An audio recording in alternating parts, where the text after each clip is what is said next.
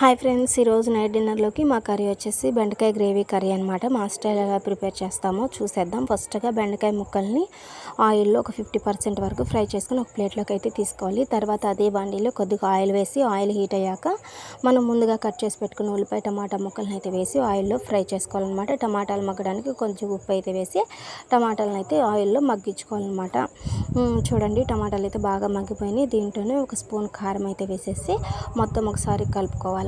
కలుపుకున్నాక తర్వాత మనం ముందుగా ఫ్రై చేసి పెట్టుకున్న బెండకాయ ముక్కలను కూడా అయితే వేసేసి మొత్తం ఒకసారి కలుపుకోవాలన్నమాట. ఇలా కలుపుకున్నాక స్టవ్ స్లిమ్లో పెట్టుకొని ఒక 5 మినిట్స్ వరకు మూత పెట్టి ఉడికించుకోవాలన్నమాట. ఇలా ఉడికాక దీంట్లో మనకు గుజ్జుగా గ్రేవీగా కర్రీ రావడం కోసం ఒక గ్లాస్ వాటర్ అనేవి యాడ్ చేసుకోవాలన్నమాట.